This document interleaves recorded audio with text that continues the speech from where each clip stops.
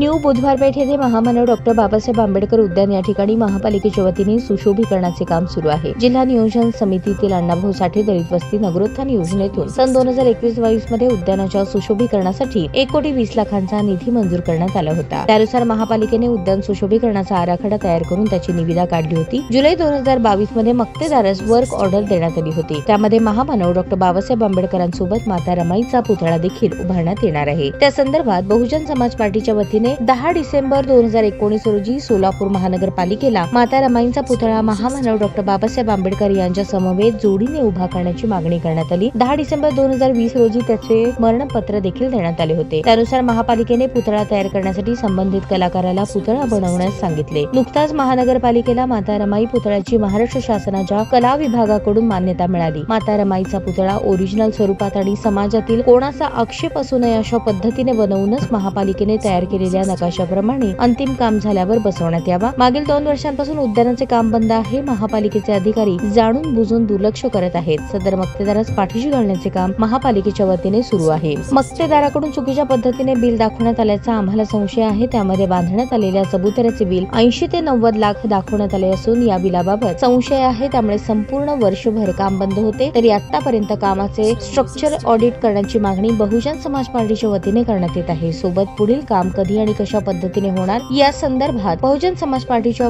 पदाधिकाऱ्यांसोबत तात्काळ बैठक घेण्यात यावी। अन्यथा बहुजन समाज पार्टीच्या वतीने 7 फेब्रुवारी 2025 रोजी माता रमाई आंबेडकर यांच्या जयंती दिवशी तीव्र आंदोलन करण्यात येईल अशा आशयाचे निवेदन महापालिका आयुक्त अतिरिक्त आयुक्त यांना देण्यात आले। या प्रसंगी प्रदेश कार्यकारिणी सचिव ॲडव्होकेट संजीव सदाफुले, आप्पासाहेब लोकरे, देवा उघडे, प्रवीण कांबळे यांच्यासह पदाधिकारी व कार्यकर्ते उपस्थित होते। ताज्या बातम्या पाहण्यासाठी प्राईम महाराष्ट्र न्यूज चॅनलला सबस्क्राईब करा।